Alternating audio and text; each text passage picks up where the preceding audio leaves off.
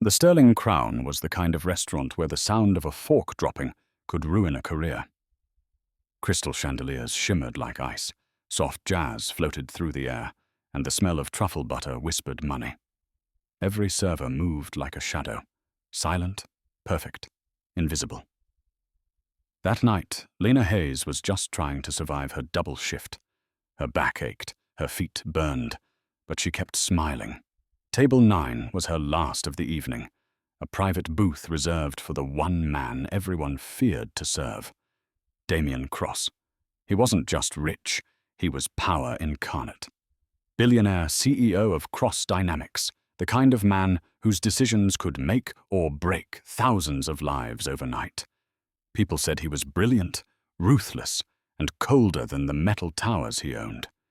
But tonight, something was different. Sitting across from him was a small boy, maybe 10. His suit looked too big, his face pale and thin. Damian's son, Eli. The kid didn't touch his food.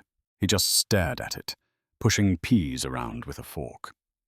Lena noticed. She'd seen that kind of face before.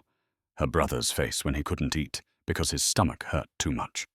She poured Damian's wine with steady hands, then crouched beside the boy. "Hey there, sweetheart," she whispered softly. "You don't like salmon?" Eli shook his head. "It makes me sick sometimes." She leaned closer. "You want me to bring you something else? Something you actually like?" He looked up with wide eyes. "Can I have the soup? The chicken noodle one?" She smiled. "Coming right up." Lena knew it wasn't on the order, but she didn't care. She told the chef to make a small bowl, added a few crackers, and brought it out herself. She set it gently in front of Eli. "There you go, kiddo." The boy's smile was faint, but real. "Thank you." For a second, Lena forgot who she was serving. Then she felt it, the temperature of the room shift. Damian's voice cut through the air like a blade. "What is that?" His tone froze her in place. Every conversation in the restaurant died instantly. "It's just some soup, sir. He wasn't feeling well, so I thought—" "You thought?" His words dripped venom. "You took it upon yourself to change my son's meal? Without permission?" Lena's mouth went dry. "Sir, he looked unwell. I wanted to help." Damian's chair scraped sharply as he stood. "You're a waitress, not a doctor. You don't help. You follow orders." The manager, pale as the tablecloth, hurried over. "Mr. Cross, please, I'll handle—" "No," Damian snapped. His gaze stayed fixed on Lena. "You're fired. Effective immediately." The entire dining room went silent. The clink of a spoon falling into a dish was deafening. Eli's eyes filled with tears. "Dad, please, she was nice. She didn't do anything wrong." Damian didn't even look at him. "We're leaving." Lena stood frozen, her heart hammering in her chest. Her apron felt like a noose. She wanted to scream, to explain, but words wouldn't come. She forced a small, trembling smile for Eli. "It's okay, kiddo. Eat your soup." Damian turned sharply, gripping his son's hand as they walked out. The boy twisted around, trying to look back at her through his tears. And as the glass doors closed behind them, Lena realized something she'd never forget. The man who just destroyed her life was the same man she'd unknowingly saved. The rain hit the pavement like applause for her failure. Lena walked fast through the dark streets of Manhattan, her black apron still tied around her waist, her hair sticking to her face. Every step splashed through a puddle, mixing water with tears she refused to wipe away. "Fired!" The word replayed in her mind like a broken record. One act of kindness, and her life was over. By the time she reached her apartment, a crumbling walk-up in Queens, her hands were shaking. She climbed the narrow stairs, her soaked shoes squeaking with every step. When she opened the door, a faint voice came from the living room. "Lena, you're late again." Her brother Noah was sitting on the couch, wrapped in a blanket, a medical inhaler in his lap. His skin was pale, his cheeks hollow. The TV light flickered across his tired eyes. Lena forced a smile, dropping her bag by the door. "Hey, champ. Sorry, work ran long." He smirked. You always say that. She tried to laugh, but it came out shaky. Yeah, well, people love their fancy dinners. Someone's got to bring them their truffle pasta. He coughed, the sound deep and painful. She hurried to his side, rubbing his back until the coughing eased. You okay? Yeah, he whispered. Just tired. She glanced at the small pile of pill bottles on the table. One was empty. Another had 3 capsules left. Her stomach sank. Noah, did you skip your dose again? He looked away. We're out, aren't we? Lena bit her lip. I'll pick some up tomorrow. With what money? He asked quietly. She didn't answer. Instead, she stood up and headed to the tiny kitchen. The fridge hummed like a dying machine. Inside sat half a carton of milk, a few eggs, and a takeout container of rice. She closed it slowly. Noah's voice came from the couch. You got fired again, didn't you? Lena froze. Who told you that? He shrugged. You don't have to say it. I can tell. She turned, forcing brightness into her voice. It's fine. I'll find something else. I always do. He gave her a look that was too old for his 16 years. You can't keep doing this, Lena. You're gonna break. She knelt beside him, brushing his hair from his forehead. Hey, I'm tougher than I look. But her hands were trembling. She stood, grabbed her phone, and opened her banking app. The screen glowed with ugly red numbers. Balance, $23.41. Rent due in 4 days. She shut it off and leaned against the counter, staring at the cracked ceiling. One mistake, she whispered to herself. One stupid mistake. Outside, thunder rumbled. A leak from the roof dripped into a bucket near the window. Plink, plink, plink. It was the rhythm of her life now. Steady, hopeless, relentless. Her phone buzzed with a notification. A new email from Sterling Crown Management. Incident report. Termination confirmed. She deleted it without reading further. When she turned back, Noah had fallen asleep on the couch, the blanket slipping off his shoulders. She tucked it gently around him and sat beside him, her exhaustion finally catching up. Her mind replayed Eli's face, the fragile boy with eyes too wise for his age. He'd said thank you. He'd smiled. For 1 minute, she'd felt like she'd done something right. Now she'd lost everything for it. Lena whispered into the quiet room, her voice breaking. I just wanted to help. And somewhere in the glittering skyline, miles away, Damian Cross sat in his penthouse office, staring out over the city, completely unaware that the woman he'd fired was the only person who truly understood his son's pain. Damian Cross didn't believe in luck. He believed in control. Control of numbers, markets, and people.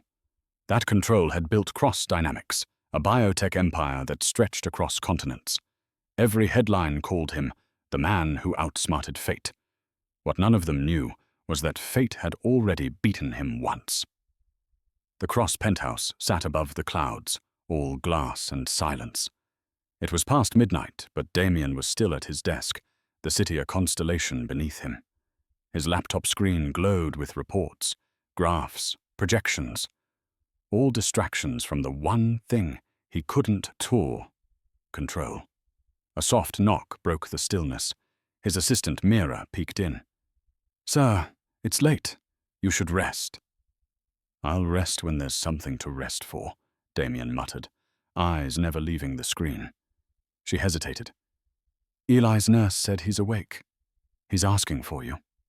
That made him pause. He took a breath, closed his laptop, and straightened his tie. I'll go.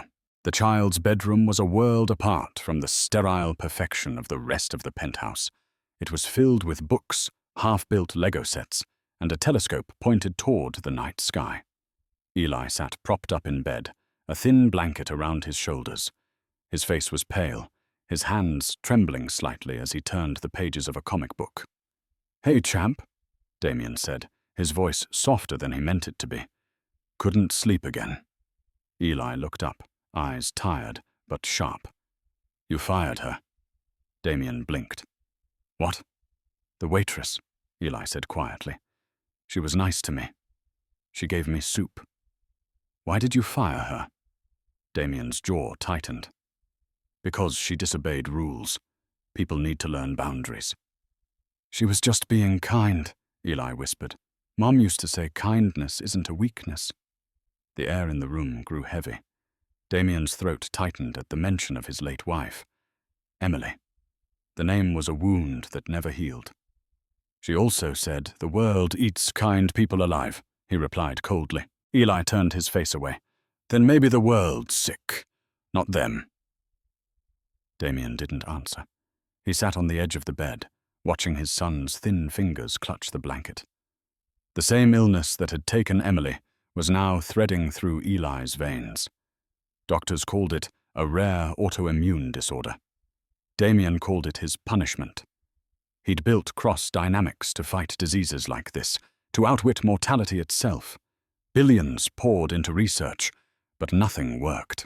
All his power, all his control, useless. He reached out, brushing a hand through Eli's hair. You need to sleep. Big day tomorrow. Eli's eyelids drooped, but his small voice murmured, I liked her, Dad. She smiled even when you didn't. Damian waited until his breathing slowed, then stood. At the door, he looked back once. The boy's frail chest rose and fell under the blanket. For a moment, Damian saw Emily there instead. Her laughter, her warmth, the way she used to touch his hand when he got lost in his work. Now, only ghosts kept him company. He poured himself a drink in the living room, the amber liquid trembling in the glass. On the news channel playing quietly in the background, an anchor said, Cross Dynamics reports record profits this quarter. Damian stared at the skyline. Money, power, success. None of it mattered if he couldn't save his son. He downed the whiskey in one swallow and whispered to the empty room, kindness won't save him. Only science will. Outside, lightning split the sky. Inside, Damian Cross put his mask back on. The world would see the same unbreakable man tomorrow. But tonight, behind closed doors, he looked very much like a father who was losing everything. The next morning, sunlight poured through the tall glass windows of the Cross penthouse, bouncing off the marble floors like liquid gold. Everything was polished to perfection, except the people living inside it. Eli sat at the breakfast table, a bowl of untouched oatmeal in front of him. His father was across from him, reading emails on a tablet, his expression carved from stone. Between them, silence stretched like a wall. You're not eating, Damian said finally, not looking up. I'm not hungry. You have to eat, Eli. The boy pushed the spoon away. I'm not eating until you bring her back.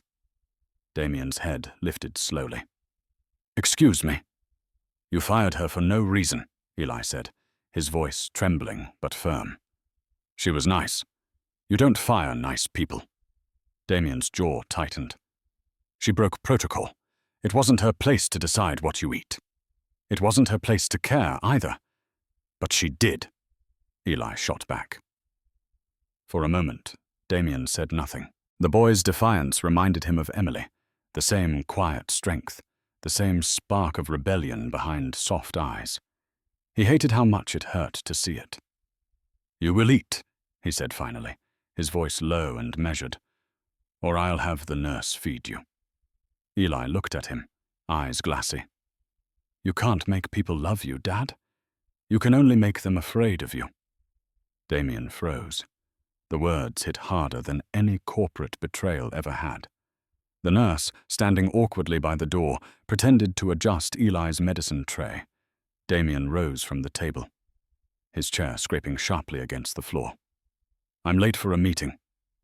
Eli didn't look up as his father left. In the car, Damian's driver kept his eyes on the road. The city blurred past in shades of grey and steel. Damian stared out the window, but all he could see was his son's face. Angry, hurt, stubborn. You can't make people love you. At Cross Tower, he stepped out into a storm of cameras and flashing lights. Reporters shouted questions about profits, new drug trials, and rumors of a corporate merger. He ignored them all. Inside, the lobby gleamed like a cathedral to power: polished granite, golden elevators, walls of glass. His reflection stared back at him, sharp suit, cold eyes. He looked like controller. He felt like chaos. "Morning, sir," his assistant greeted as the elevator doors closed. "We finalized the expansion proposal." "Good," he said. "And the R&D report? Profits are up 20%, but the autoimmune trials—" She hesitated. "No breakthroughs yet?" He exhaled sharply through his nose. "Then work harder." When he reached his office, the city stretched beneath him. Towers, traffic, people who would never know his name beyond a logo on their medicine bottles. It should have made him feel powerful.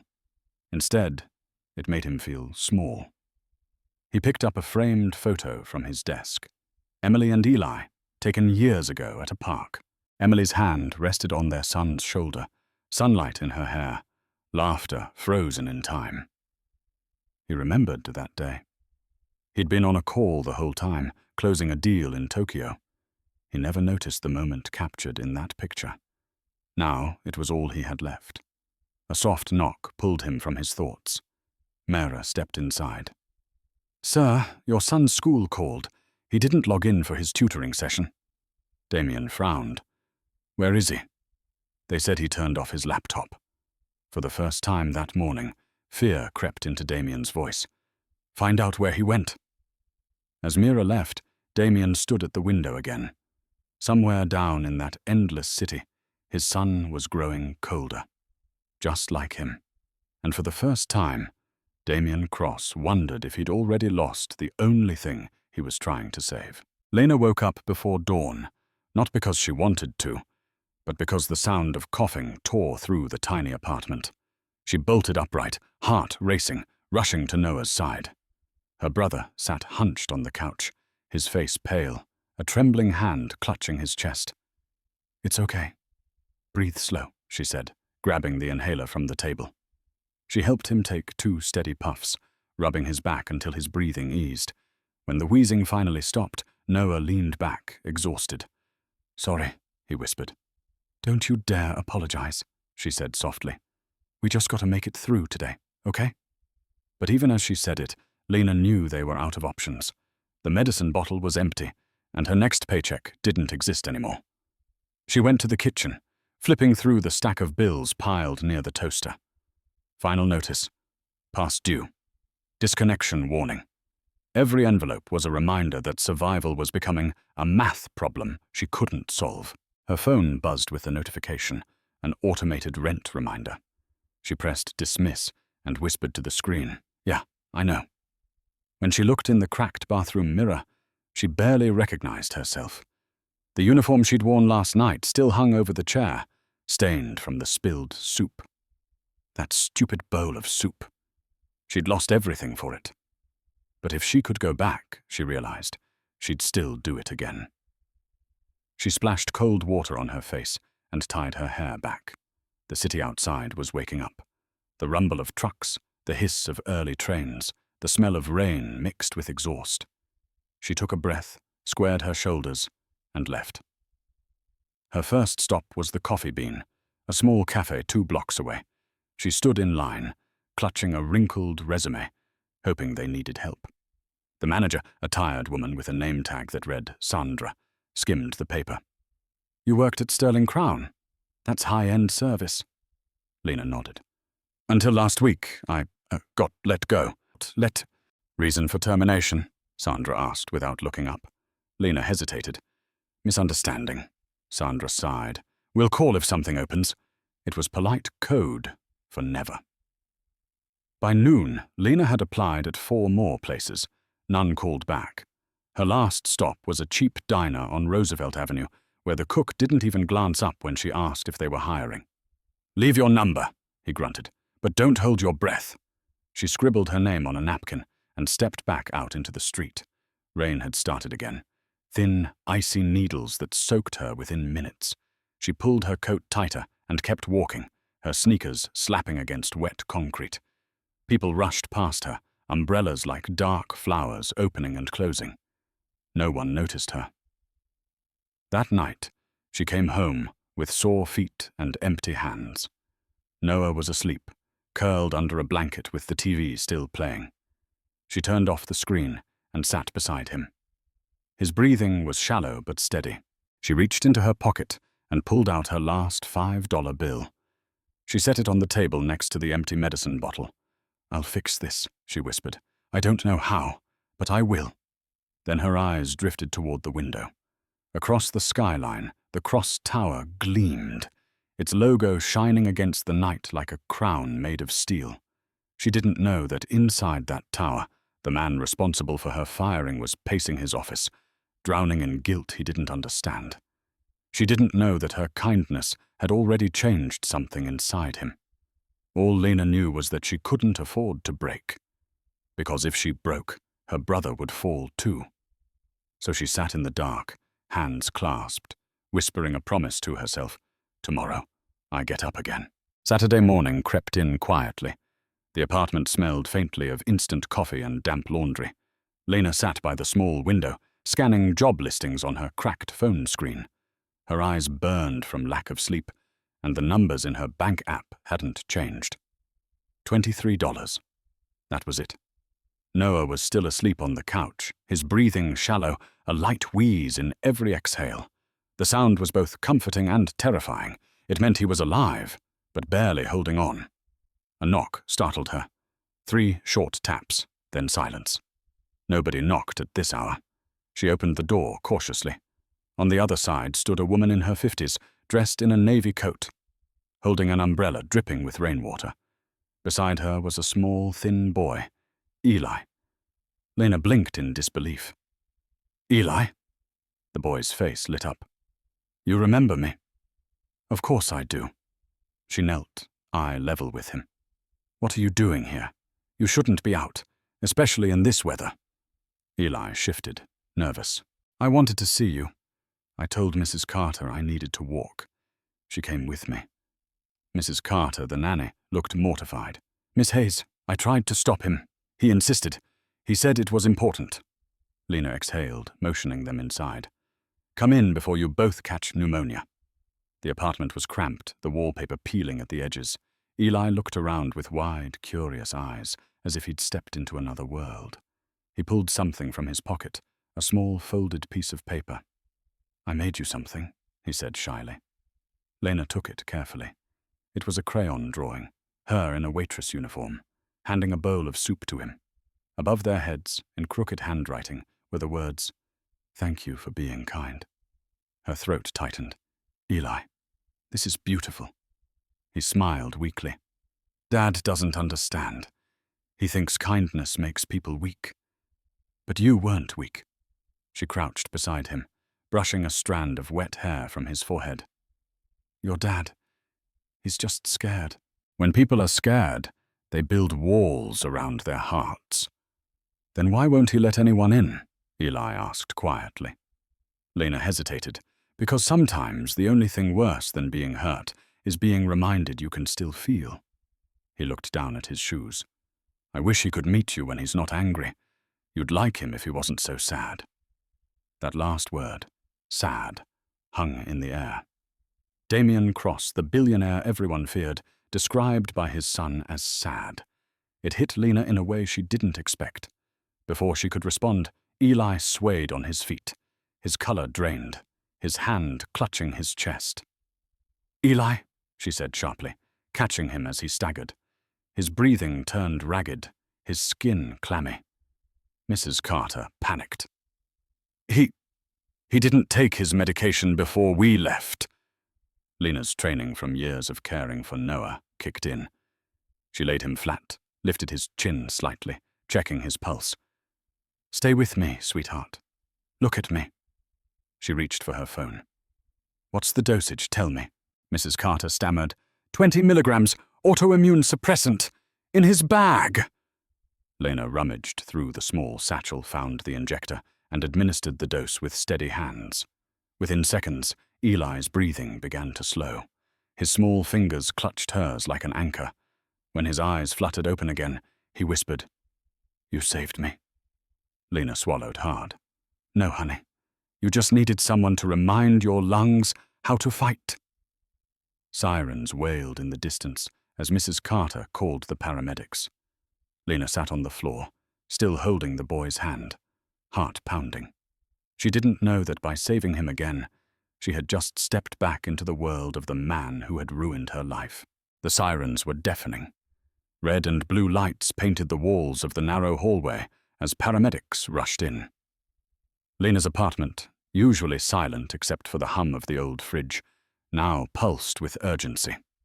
Eli lay on the couch, pale and trembling, his small chest rising in shallow bursts. "BP's dropping," one medic called. "We need to move now." Lena stood frozen beside them, her hands shaking. She'd done what she could, but it wasn't enough. Mrs. Carter clutched her purse, her face streaked with tears. The medic turned to Lena. "You said you gave him 20 milligrams. She nodded.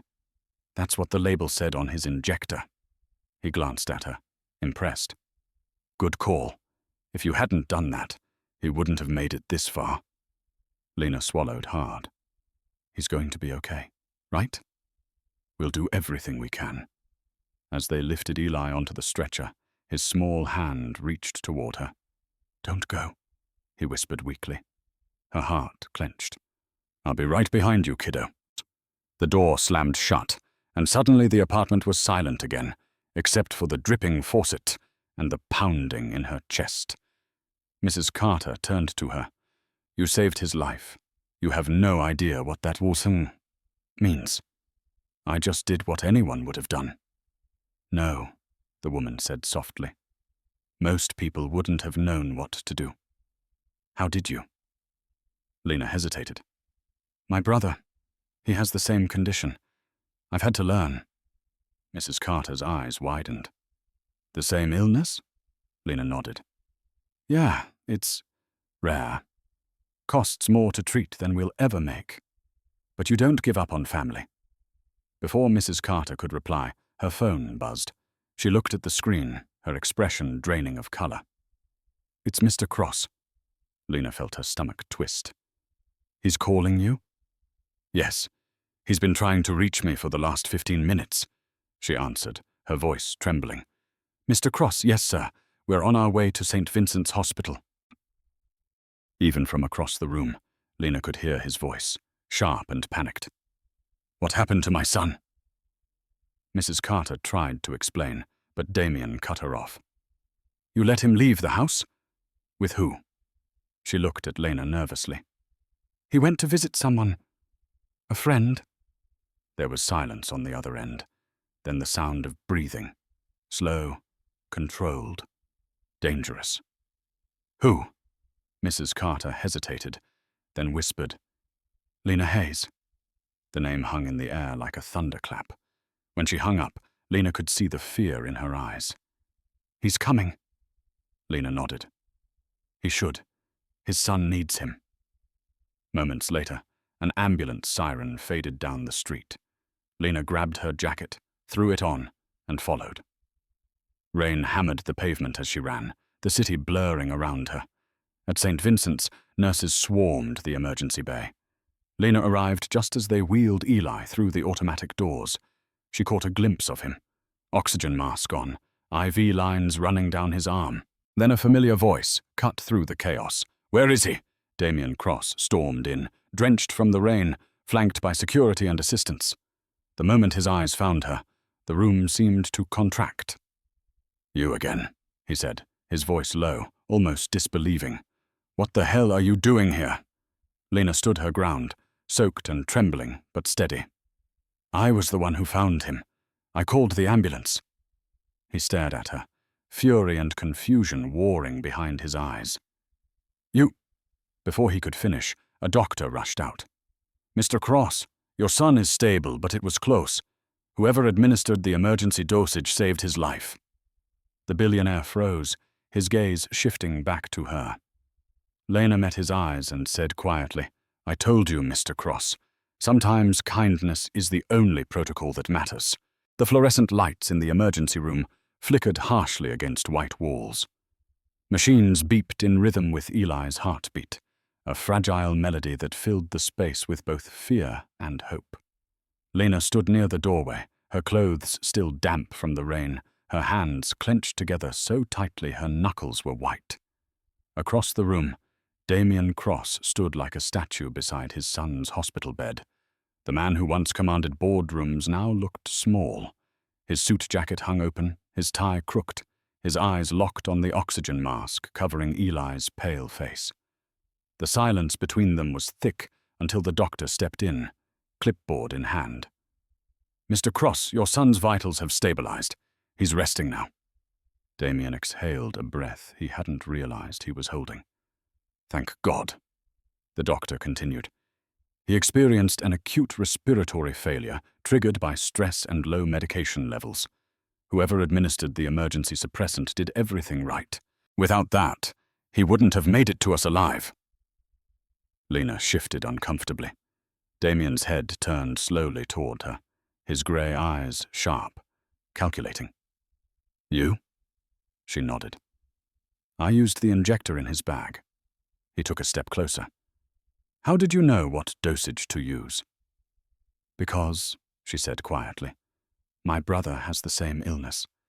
I've given that treatment more times than I can count." Damian stared at her, disbelief flickering behind his eyes. "That's impossible. The condition is extremely rare." Lena crossed her arms, suddenly tired. "Tell me about it." The doctor cleared his throat, trying to ease the tension. "Mr. Cross, we'll need to keep your son for observation overnight.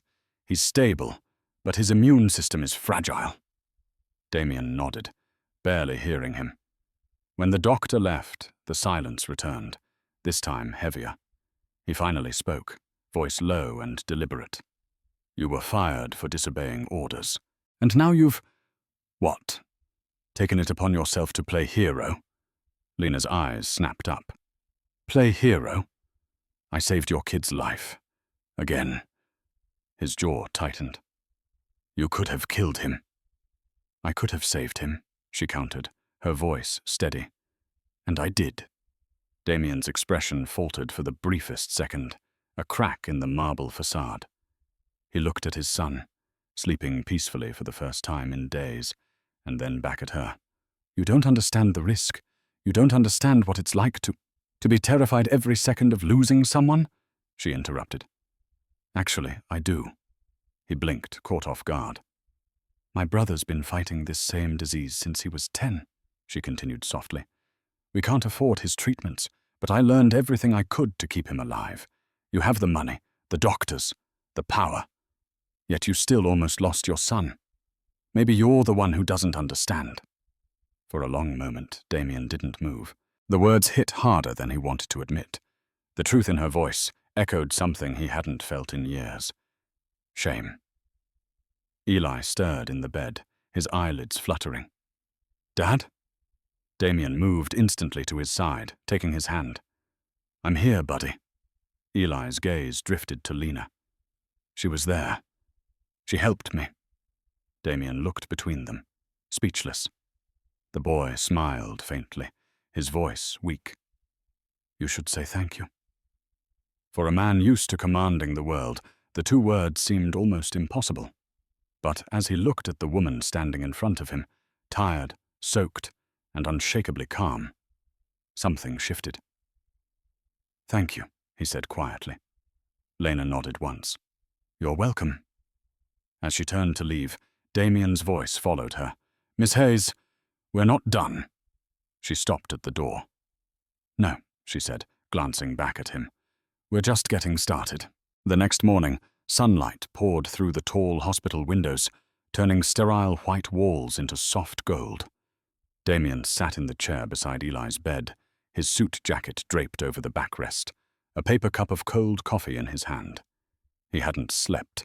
Every few minutes his eyes flicked to the monitors, just to watch his son's heartbeat trace steady green lines. Lena entered quietly with a nurse, carrying a tray of breakfast. She wore borrowed hospital scrubs, her hair pulled into a messy bun. "He's still sleeping?" she whispered. Damian didn't look up. "Barely. He woke up an hour ago asking for pancakes. I told him we'd settle for hospital eggs. Lena smiled faintly. Kids are stronger than we think. He glanced at her, his tone measured. You're here again. I wanted to check on him.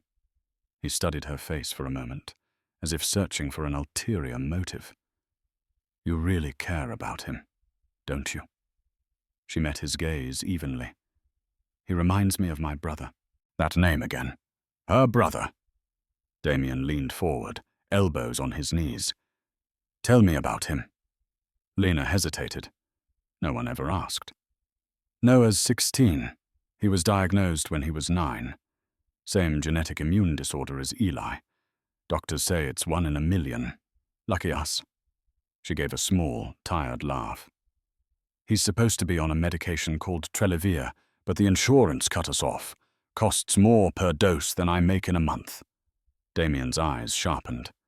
Trelevir is one of my company's drugs. I know, she said quietly. That's the irony. Your company makes the drug that's keeping my brother alive and killing my wallet. The words hit him like a punch. He straightened in his seat. You applied for financial aid? We have programs. I did, she interrupted. Twice. Got denied both times. Something about not meeting the corporate criteria. He fell silent. He didn't know what to say. In his world, programs and policies were just lines on a balance sheet. But sitting here, watching this woman talk about her brother like he was her whole world, the math didn't add up anymore. Lena continued softly. Noah's the reason I took that job. I needed something steady. I didn't care if people were rude.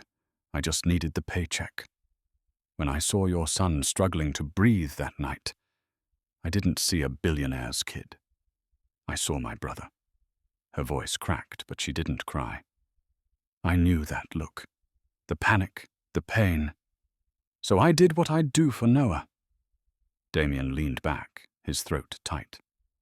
You saved him twice, and I fired you for it. She shrugged. You were protecting him your way. I get it. He looked at her, really looked at her, for the first time not as an employee or an inconvenience, but as someone standing on the same battlefield. You said Noah's still on the medication? Barely.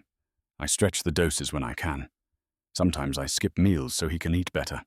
You learn how to improvise when you're broke. Damian rubbed his temples, guilt rising in waves. That's not how medicine should work. No one should have to gamble with a loved one's life because of money. Welcome to the real world, she said, her tone weary but not bitter. Before he could respond, Eli stirred, his voice faint. Dad, is she staying? Damian looked at his son, then at Lena. For once, he didn't have a rehearsed answer. Yes, he said finally. She's staying. Lena blinked, surprised. Damian's voice softened. I think it's time I start listening to the people who actually save lives. By the time Eli was discharged 2 days later, the hospital felt strangely quiet. The doctors praised Lena for her quick thinking. Even the nurses called her a miracle. But Damian Cross, ever composed, ever calculating, had barely said a word. He walked beside her down the corridor, hands tucked in the pockets of his tailored coat, his son wheeled ahead by a nurse. The rhythmic squeak of the wheelchair filled the silence. You didn't have to stay, he said finally. I wanted to make sure he was okay. You've done enough. Lena stopped walking. That sounds like a thank you and a dismissal at the same time. He turned slightly, his expression unreadable. I'm not dismissing you. I'm acknowledging what you did. She raised an eyebrow. Acknowledging? That's what billionaires call gratitude now? A flicker of irritation crossed his face. You saved my son. That's not something I can repay easily. You don't have to repay it, she said. You just have to stop treating people like they're replaceable. He looked at her sharply, but there was no anger this time, just discomfort. You think that's what I do? I don't think, Lena said softly. I've seen it. They stopped at the entrance. Outside, rain had started again, light and cold. Eli turned in his wheelchair, smiling up at her. "Will you come visit?" Lena crouched beside him. "You bet. But only if you promise to keep eating your soup." He grinned. "Deal." Damian watched them, something tightening in his chest. The warmth between them was effortless, natural. It reminded him too much of Emily, how easily she had made everyone feel seen. He couldn't stand it. When the car arrived, Lena stepped back. "You should get him home. He needs rest." Damian hesitated before speaking. "I can transfer some funds to help with your brother's treatment." Lena's eyes narrowed. "What? It's the least I can do," he said. "Consider it repayment." She shook her head. "No." He frowned. "Excuse me." "I said no. I don't want your money." Damian stared, genuinely stunned. "You're struggling to afford his care. Why refuse help?" "Because I don't need charity," she replied. "I need fairness. People like you give donations so you can sleep at night. I just want to earn enough to sleep without worrying." Her words landed like a slap, though she hadn't raised her voice. He cleared his throat, searching for composure. "You're proud." "No," she said quietly. "I'm human." They stood there for a long moment, two people from opposite worlds, staring across an invisible line neither wanted to cross. Finally, he said, "If you ever need anything, you know where to find me." She gave a faint smile. "I already found you, remember? That's how all this started." As the car door closed, Damian sat back in silence. Eli leaned against his arm, half asleep. "Dad," the boy murmured, "she's not like the others." "No," Damian said softly. "She isn't." Back in her apartment, Lena poured herself a glass of water and stared out at the city. Her phone buzzed with a message from the hospital. Noah's latest test results. "Condition worsening," it read. Her heart sank. She sat on the edge of the bed, the city lights blinking through the rain. For a fleeting moment, she considered accepting Damian's offer. But the thought made her feel small, owned. Instead, she whispered into the darkness, "We'll figure it out, Noah." Somehow. And across town, Damian stood by his son's bedside, staring out the window at the same rain, hearing her voice echo in his mind. "Stop treating people like they're replaceable." For the first time in years, he wondered if she was right. The rain hadn't stopped for 3 days. It poured against the city like it was trying to wash something clean. But for Lena, the storm only made everything heavier. Her brother's cough had worsened. Every inhale rattled like broken glass. She sat beside him on the couch, pressing a cool cloth to his forehead, whispering reassurances she didn't believe. The medicine bottles on the table were empty again. "Noah, I'll figure this out," she said softly. He managed a weak grin. "You always say that." "I always mean it." She tucked the blanket under his chin, then pulled out her phone. She'd sent job applications to every restaurant within 20 miles. Nothing. Her inbox was a graveyard of polite rejections. That's when her eyes caught something strange. A notification from Cross Dynamics. Subject line: Community Patient Assistance Program. Denied. It was the same email she'd received months ago, but this time she read the fine print. Decision authorized by corporate board. Policy overseen by CEO Damian Cross. Her breath caught. Damian. The man who'd fired her for compassion. The man who made the drug her brother couldn't live without. He'd denied her, personally or not. It didn't matter. The decision came from the top. She set the phone down, her hands trembling. He doesn't even know what it costs to be human. The next morning, she took the subway downtown. The city was grey and wet, her reflection ghostly in the train window. When she stepped out in front of the Cross Tower, its glass facade rose above her like a mirror of everything she'd been shut out of. Inside, the lobby buzzed with suits, polished shoes, and the sterile scent of wealth. The receptionist glanced up from her desk. "Can I help you?" "I need to speak to Mr. Cross," Lena said, trying to sound calm. Do you have an appointment? No, but he'll want to see me. The woman gave her a polite smile that didn't reach her eyes. I'm afraid that's not how it works. Before Lena could argue, the elevator doors opened, and out stepped Damian himself. His security team flanked him, but his eyes caught hers instantly. Surprise flickered, then irritation. Miss Hayes? His voice was controlled but sharp. What are you doing here? I need to talk to you, she said. About your company. About what it's doing to people like my brother. He motioned for his team to wait and stepped closer. This isn't the place. Then make it the place, she shot back. Because while you're selling miracles, people are dying waiting for them. The entire lobby seemed to hold its breath. Damian's jaw clenched. My company saves lives. Not if you can't afford the price tag, Lena said, her voice trembling but firm. You think generosity means cutting a check? Try living in a world where a bottle of pills costs more than rent. He looked at her, something raw flickering behind the anger. You don't understand how complex it is. I understand perfectly, she interrupted. You built an empire on people like me, and you call it innovation. Security stepped forward, uncertain. Damian raised a hand to stop them. For a long moment, they just stood there, her soaked from the rain, him flawless in his designer suit. Then, without another word, she turned and walked out. He watched her go, the glass doors closing behind her with a quiet hiss. The storm outside reflected in his eyes. Back in his office, minutes later, Damian stood at the window, her words replaying like thunder in his head. You built an empire on people like me. For the first time in years, the king of cross dynamics wondered if his empire was built on something far weaker than steel, on pride.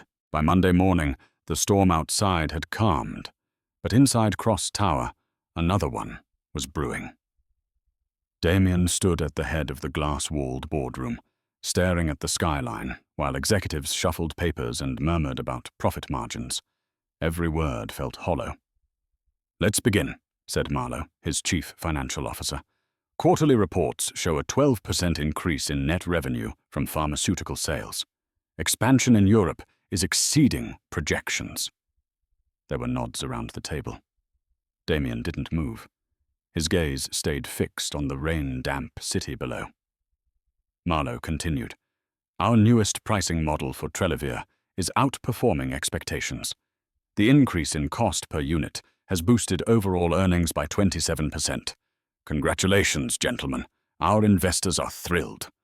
The room broke into polite applause. Damian felt sick. He turned slowly. Trellevier, he said, his voice low. That's the autoimmune drug. Yes, sir, Marlowe said proudly. One of our flagship products. And how many patients can no longer afford it because of this pricing model? A pause rippled through the room. Marlowe hesitated. Well, naturally there's been some market contraction, but that's typical. Those outside our target demographic. Target demographic? Damian cut him off, his tone sharp. You mean people who can't afford to stay alive? An uncomfortable silence fell. Sir, Marlowe began carefully. Cross dynamics exists to innovate, not to subsidize. Our responsibility is to shareholders. Damian's eyes flashed. And what about our responsibility to humanity? The words hung there, shocking even him. He glanced around the table. Blank faces, polite confusion, a few concealed smirks. One executive finally spoke. With respect, Mr. Cross, this is a business. We create treatments, not charity. Damian exhaled slowly, leaning both hands on the glass table. Maybe that's the problem. Marlowe shifted uncomfortably. Is there something you'd like to propose, sir? He thought of Lena's words, still echoing in his head. You built an empire on people like me. He thought of her brother, struggling for breath somewhere across the city while his company celebrated record profits. Lower the price, Damian said suddenly. The room went still. Excuse me, Marlowe asked, certain he'd misheard. You heard me, Damian said. Cut the retail price on Trellevier by 50%. There were gasps, murmurs. Marlowe's voice hardened. "Sir, that would tank our quarterly projections. The board will never approve it." "Then they can fire me," Damian said flatly. "But we're not killing people for a percentage point." The CFO laughed nervously, thinking it was hyperbole. But Damian's expression didn't change. "I've spent years turning compassion into numbers," he said quietly. "Maybe it's time to remember what those numbers mean." The meeting disintegrated into protests. Spreadsheets waved like shields, but Damian tuned them out. He was already somewhere else, standing in that hospital room, hearing a boy say, "You should say thank you." After the meeting, he walked down the hall to his private office. The glass doors closed behind him, with a soft click. He loosened his tie, his reflection in the window barely recognizable. Mira, his assistant, entered cautiously. "Sir, the board's asking for clarification on your directive." "Tell them it wasn't a directive," he said. "It was an order." She hesitated. "This will cause backlash. Investors, media." "Let it." He turned from the window. "If doing the right thing ruins me, maybe I deserve it." Mira studied him for a moment, realizing she was seeing a different man. "You really mean to do this?" He nodded. "I do." Outside, the city glistened under clearing skies. For the first time in years, Damian Cross felt something that wasn't control or power. It was conviction. But he didn't know that his decision, noble as it was, would set off a chain reaction that could destroy everything he'd built. The next afternoon, Lena sat at the corner booth of a small diner in Queens, filling out another job application on her phone. The smell of burnt coffee lingered in the air, and the rain outside had turned into sleet. Her hands were cold, her eyes heavy. She'd just finished typing "reliable, hard-working, fast learner" for the 10th time when the bell above the door jingled. She didn't look up at first, not until the chatter in the diner went quiet. That silence, thick and curious, told her everything. She turned and froze. Damian Cross was standing in the doorway. The billionaire looked painfully out of place in a diner that smelled like grease and desperation. His black overcoat was wet from the storm, his expression unreadable. Heads turned, whispers rippled through the room. He spotted her instantly. "Miss Hayes," he said, his deep voice cutting through the noise. Lena blinked. "How did you find me?" "You're not that hard to find." She laughed bitterly. "Right, because billionaires have people who track waitresses now." He ignored the jab and gestured toward her booth. "May I?" "It's a free country," she said, sliding her bag aside. He sat down, his movements precise, like every motion was measured. For a long moment, neither spoke. The waitress came by, wide-eyed, and Damian ordered black coffee. When she left, Lena leaned back and folded her arms. "What do you want, Mr. Cross?" He met her gaze. "I'm here to make you an offer." She frowned. "You already offered money." "I said no." "This isn't about money," he said. "It's about Eli." Her posture softened slightly. "How is he?" "He's improving," Damian said quietly. "Because of you." He paused as if the words were hard to say. "I'd like you to stay in his life. Officially." She blinked, unsure she'd heard correctly. "Stay in his life? What does that even mean?" "I want you to work for me," he said simply. "As Eli's caregiver, his companion, whatever title makes it easier to say yes." Lena stared at him. "You're serious?" "Completely." She shook her head, almost laughing. "You fired me in front of an entire restaurant, humiliated me, made sure I couldn't get another job. And now you want to hire me again?" His expression didn't change. "Yes." "Why me?" "Because he trusts you," he said, his voice low. "And I trust him." She leaned forward. "You don't trust anyone, Mr. Cross?" Something flickered in his eyes. Guilt, maybe. "Maybe it's time I start." Lena hesitated. The idea was absurd. Working for him again meant walking into the same world that had crushed her. But then she thought of Noah, pale, coughing, running out of medicine. A steady paycheck meant his treatments, his life. "What's the catch?" she asked finally. "No catch. Full salary, full medical coverage, for you and your brother." Her breath caught. "You'd cover Noah?" "Yes." She wanted to say no, to walk away, to keep her pride intact. But pride didn't buy prescriptions. Pride didn't keep her brother breathing through the night. After a long pause, she said quietly, "Fine, I'll do it. But on one condition." He raised an eyebrow. "Which is, you don't treat me like I'm your charity project. I'm there for your son, not your conscience." A hint of a smile ghosted his lips. "Deal." The waitress brought his coffee, setting it down nervously. Damian didn't touch it. He stood, leaving a crisp business card on the table. "My driver will pick you up tomorrow at 9, he said. "Don't be late." As he walked out, the diner filled with murmurs again.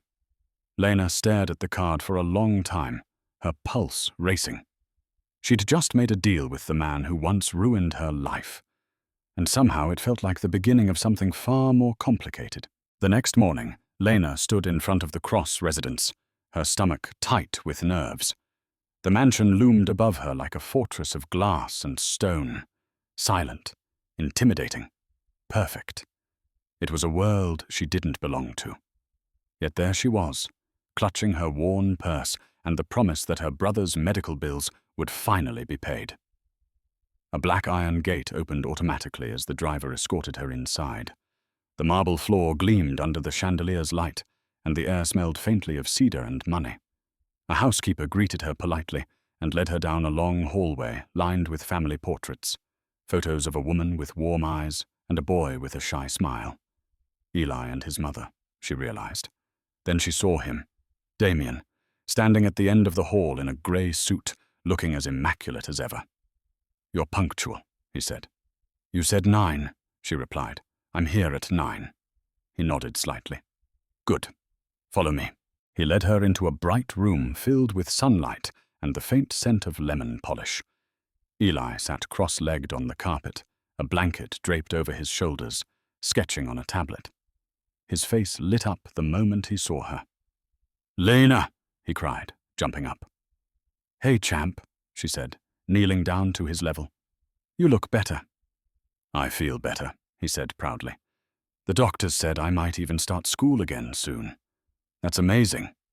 Damian watched the exchange quietly, arms crossed. It was strange. He'd never seen his son smile that freely. He cleared his throat. "Miss Hayes will be assisting you from now on, Eli. Anything you need, you go through her." Eli grinned. "Does that mean she's staying for dinner too?" Damian hesitated, then nodded. "If she wants to." "I'd like that," Lena said softly. The hours that followed were unlike anything she expected. She helped Eli with his breathing exercises, organized his medication, and listened to him talk about space, video games, and the stars he wanted to see through his telescope one day. He was bright, curious, nothing like the fragile child she'd first met. At lunchtime, Lena joined them in the dining room. The table could seat 20, but only 3 chairs were occupied. She ate carefully, trying not to clink her fork too loudly. Eli, of course, filled the silence. "Dad doesn't like talking during meals," he whispered conspiratorially. Damian glanced up from his plate. "That's not true." "Really?" Eli asked with a mischievous grin. "Then say something nice about Lena." Damian's fork paused mid-air. His eyes flicked toward her. "She's efficient?" Lena smirked. "Wow. High praise." Eli giggled so hard he almost spilled his drink. After lunch, she helped Eli rest while Damian disappeared into his office. The house quieted again, the kind of quiet that felt heavy rather than peaceful. As she adjusted the blanket over the boy, she noticed a photo frame on his bedside table. Damian and a woman with the same gentle eyes as Eli. "Your mom?" she asked. He nodded. "She used to sing to me when I couldn't sleep. Dad doesn't sing." She smiled faintly. "Yeah, he doesn't look like the singing type." Eli looked at her seriously. He used to, before she got sick. Something in that sentence stayed with her. Later that evening, as she left the mansion, she saw Damian in his study through the glass wall. He was staring at an old photo on his desk, the same woman. The light from the lamp caught the edge of his face, softening the lines that power had carved there. Lena paused at the doorway, realizing something she hadn't expected. Beneath all that control, all that pride, Damian Cross wasn't heartless. He was just broken, and for the first time, she wondered if maybe, just maybe, she was there to heal more than his son. 2 weeks passed, and the Cross mansion began to feel different. The hallways, once echoing with silence, now carried laughter. Eli's energy returned. He was walking more, reading aloud, even teasing his father at breakfast. Damian noticed it every day, though he rarely said a word. The change wasn't subtle. It was Lena. She had a way of softening everything she touched. The boy trusted her completely. Even the staff adored her, something no one could ever say about Damian Cross himself. But one afternoon, when the world outside was buried under a thin layer of snow, Damian found himself in his study, haunted by something he couldn't quite name. He had been reviewing old hospital archives, his late wife Emily's medical records. He told himself it was just curiosity, some attempt to process what happened years ago. Yet as he scrolled through the old files, he noticed a section labeled Anonymous Benefactor. He frowned. Anonymous? He muttered. He clicked the file open. The entry listed payments, regular, generous contributions toward Emily's treatment, each signed with the same name. Margaret Hayes. He froze. Hayes. His mind immediately went to Lena, the waitress, the caregiver, the woman who had unexpectedly saved his son twice. He leaned back in his chair, staring at the screen. Could it be coincidence? Or was it something deeper, something fate had buried and was now digging up? Later that evening, Lena found him still in his study. The fire had burned low, casting warm light across his face. "You look like you've seen a ghost," she said lightly. He glanced up. "Maybe I have." She smiled softly. "You mean your reflection?" He didn't answer. Instead, he gestured toward the chair across from him. "Sit." She hesitated, then did. "Tell me," he began, his voice unusually calm. "Your mother's name was Margaret, wasn't it?" Lena blinked, surprised. "Yeah. Why?" He nodded slowly, still processing. "Did she ever work in healthcare?" Lena frowned. "She did, actually. She was a nurse before she passed." "When?" "Almost 15 years ago. Cancer." He swallowed. "Did she ever mention helping a woman named Emily Cross?" Lena's eyes widened. "Your wife?" "Yes." She sat back, her mind spinning. "She used to talk about a patient named Emily.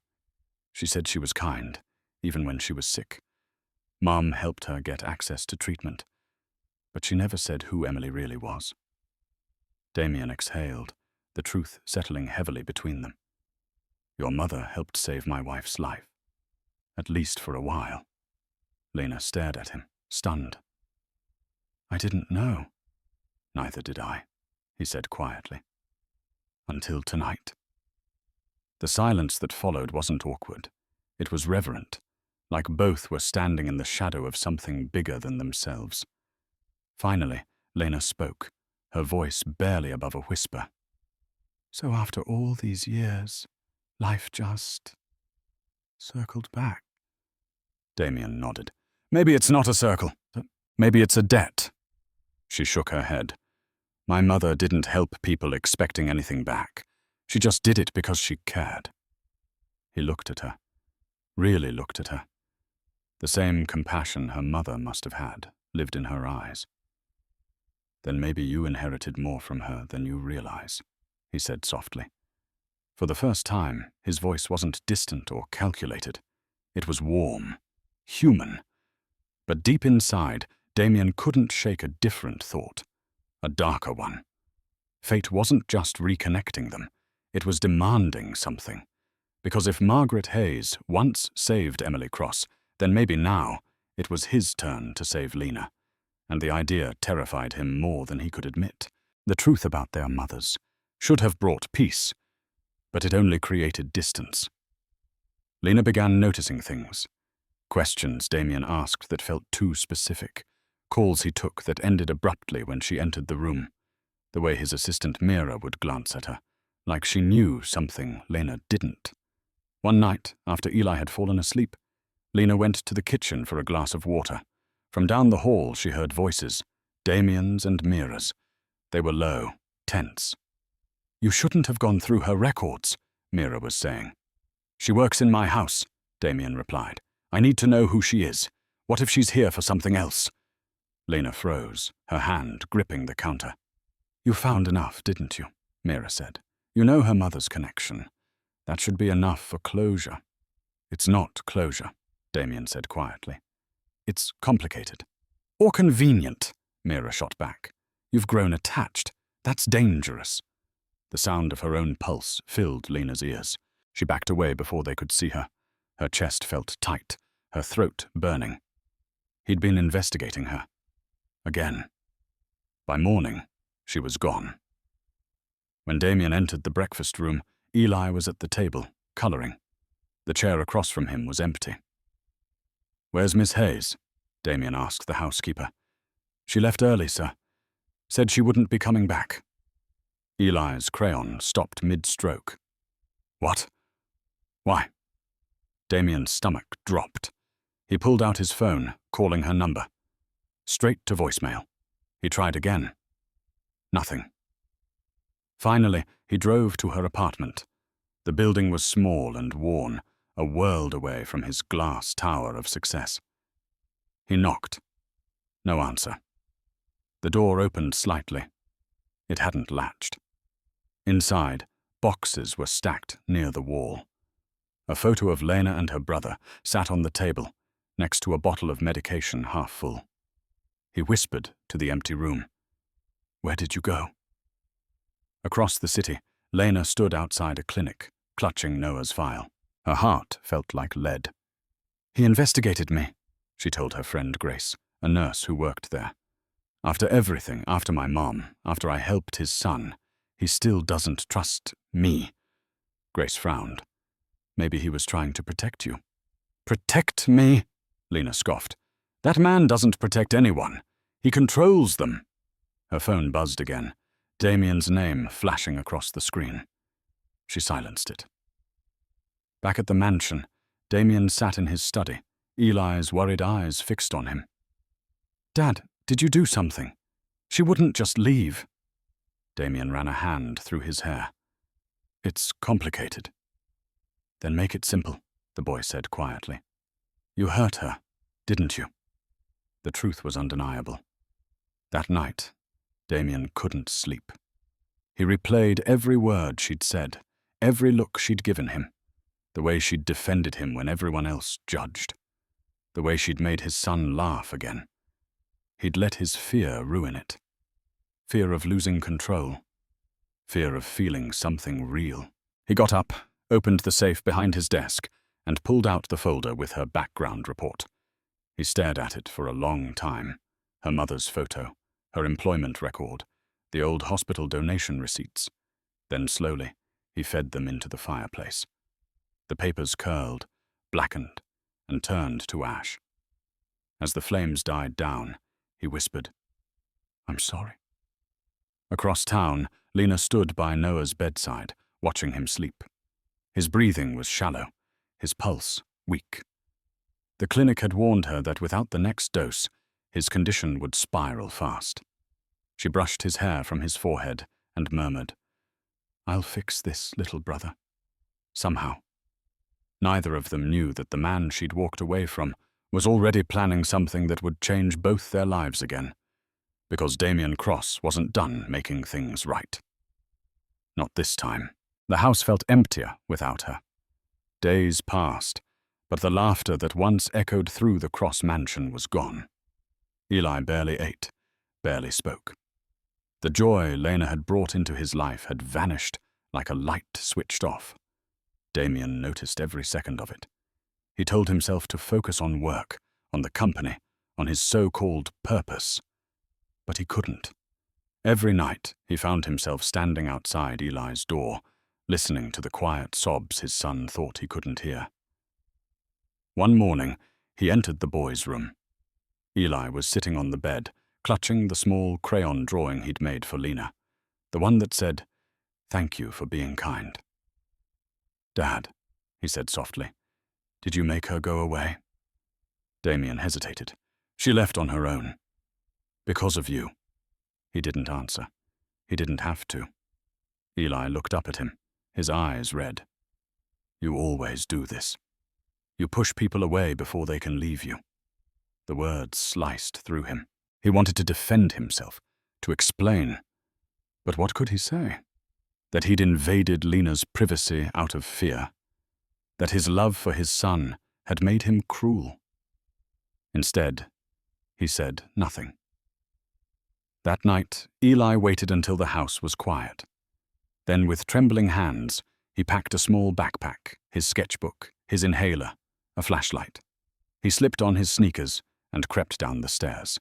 He knew where Lena lived. He'd overheard his father on the phone once. He just wanted to see her, to say thank you again, to make things right. Outside, the air was cold, sharp. Snow had started to fall, soft flakes drifting through the streetlights. Eli wrapped his scarf tighter and kept walking. Back at the mansion, Damian woke to the sound of his phone ringing. Mira's panicked voice came through. "Sir, Eli's missing. His room's empty. The security team is searching the grounds." Damian shot out of bed. "What do you mean, missing?" "He must have slipped out during the night." Panic flooded his chest. He threw on his coat, shouting orders as he ran to the car. "Check the street cameras, every block." His driver followed as he barked, "Take me to Queens." By the time he reached Lena's neighborhood, the snow was coming down hard. He barely recognized the street she lived on, narrow, dim, lined with flickering lights. Then he saw a small figure curled up near the steps of her building. His heart nearly stopped. "Eli!" he shouted, leaping from the car. The boy turned weakly, his lips pale, his voice hoarse. "Dad!" Damian scooped him up, cradling him against his chest. Eli was shivering violently. His breathing came out in shallow, desperate gasps. Lena's door flew open at the noise. She froze when she saw them. Damian on his knees in the snow, holding his son. "Help me," Damian said, his voice breaking. She didn't hesitate. "Bring him inside." They laid Eli on the couch. Lena worked fast, checking his pulse, giving him his inhaler, wrapping him in blankets. Damian hovered helplessly beside her. "He's in shock," she said urgently. "He needs warmth and oxygen now." "I'll call an ambulance," Damian said, fumbling for his phone. "No," she said sharply. "He just needs calm. He's safe now." Eli opened his eyes slightly, looking up at both of them. "Don't fight," he whispered. Lena's hand tightened around his. "We're not, honey. You're okay." Damian sank into the chair beside them, his heart pounding. He looked at her. The woman he'd hurt, the one saving his child yet again, and realized how wrong he'd been. He wasn't protecting his son from pain. He was the one causing it. And as the snow fell outside, covering the city in white, Damian Cross made himself a silent vow. He would never let fear dictate his love again. The storm raged all night, hammering against Lena's windows as if the world itself was demanding something to change. Eli slept on the couch under a mountain of blankets, his breathing finally even. A space heater hummed softly beside him. Damian hadn't moved for hours. He sat in a wooden chair across from his son, his once pristine coat soaked from snow, his hair unkempt. For a man who'd built his life on power and precision, he looked utterly defeated. Lena handed him a towel. "You're freezing," she said quietly. He took it, his hands trembling. He could have died tonight. "But he didn't," she replied. "He came here, Because he felt safe with me. He flinched at her tone, calm but cutting. She sat across from him, arms folded. Do you even realize what that means? He ran away from his own home to find warmth in a stranger's apartment. That's not about me, Damian. That's about you. He met her eyes, guilt etched deep into his face. You're right. Lena blinked. Lenanthas, did I just hear Damian Cross say, you're right? He almost smiled, a sad curve of the lips. Don't get used to it. Silence filled the room again, but it wasn't empty. It was heavy, charged with something unspoken. Finally, he said, when Emily died, I swore I'd never let emotion cloud my judgment again. I thought if I stayed focused, on work, on control, I could protect Eli. But all I did was build walls high enough to keep everyone out. Lena listened quietly. His voice was rough, like he was unused to honesty. I investigated you, he admitted. I shouldn't have. I was scared of losing him, of trusting the wrong person. And in trying to protect my son, I became the thing I hated most. Cold? You were scared, she said, but fear doesn't excuse cruelty. He nodded slowly. No, it doesn't. For a long moment he stared at the sleeping boy on the couch. Eli's mother used to say, kindness is the hardest kind of courage. I didn't understand that until I met you. Lena's throat tightened. You're not as bad as you think you are, Damian. Just really bad at showing you care. He laughed softly, the sound half broken. That's the nicest insult I've ever received. Rain tapped steadily against the window. Outside, dawn was beginning to grey the sky. Damian stood, running a hand through his hair. You don't have to believe me, he said, but I'm done hiding behind numbers and policies. I changed the pricing structure for Trelevier last week. It's going public tomorrow. She stared at him. You did what? I cut the cost in half, he said. No one should have to choose between food and medicine. Her voice wavered. You're serious? Completely. She looked away, fighting tears she didn't want him to see. You didn't have to do that because of me. I didn't, he said softly. I did it because of what you showed me. Because of him. He nodded toward Eli. He deserves a father who's more than a bank account. For the first time, Lena saw something different in his eyes. Not power, not pride, but humility. Eli stirred, blinking awake. Dad? Damian knelt beside him instantly. I'm here, buddy. You're okay. The boy smiled weakly. You found me. Damian shook his head. No, you found what I'd lost. Eli frowned. What's that? Kindness, Damian said, his voice cracking. Lena looked at them, father and son wrapped in an awkward, tearful embrace, and felt something inside her finally ease. Outside, the storm was breaking. The city gleamed wet and clean, washed of its hardness. For the first time in a long while, Damian Cross didn't look like a man made of steel. He looked human. And in the soft light of morning, so did his redemption. 2 months later, spring returned to New York. The city that had spent the winter in grey now glimmered under sunlight and fresh air. Inside Cross Tower, reporters gathered like bees around honey. Cameras flashed, microphones stretched forward. The world was about to witness something no one expected from Damian Cross. He stood behind the podium, sharp suit, no tie, a calm fire in his eyes. For too long, he began, medicine has been treated like a privilege instead of a right. That ends today. The room murmured. Cross Dynamics is restructuring its entire patient assistance program. Effective immediately, Trelevier and all life-dependent treatments under our brand will be provided at reduced cost, or free, for qualifying families.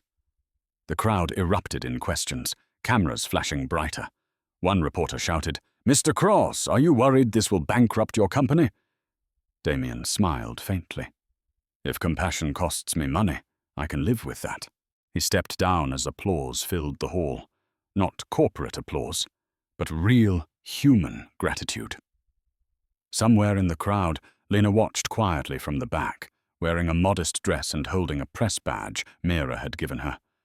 She didn't need to be there, but she came anyway. For closure. When Damian's speech ended, he walked toward her through the chaos. "You came," he said softly. "I wanted to see if you meant it," she replied. "Looks like you did," he chuckled. "You sound surprised." "I am," she admitted. "You're not exactly the predictable type." He leaned slightly closer. "Neither are you." For a moment, they just stood there. Two people who had walked through pun, pride, and redemption, now sharing something quiet and unspoken. Later that afternoon, they visited the hospital together. Eli and Noah were in the pediatric ward, side by side in matching superhero pajamas, arguing over which comic book hero was better. "Mine can fly," Eli said confidently. Noah grinned. "Noah, mine doesn't need to. He runs faster than sound." The two boys laughed, their voices echoing down the corridor. Lena leaned against the doorway, watching them. "They're good for each other," she said. Damian nodded. "They remind me what all this was supposed to be about," she smiled. "Saving lives? Learning how to live," he said. A nurse approached with test results. "Good news," she said. "Both boys are responding well to treatment. Looks like remission is within reach." Lena's knees almost gave out from relief. Damian caught her arm gently. "Hey, breathe." She laughed through tears. "I'm fine. It's been a long time since we heard good news." He looked at her for a moment, then said quietly, "You did this. You changed everything." She shook her head. "No, we did." He smiled, and for once it wasn't the polished, calculated kind. It was genuine. Outside the window, cherry blossoms were falling across the courtyard, pink petals spinning like confetti.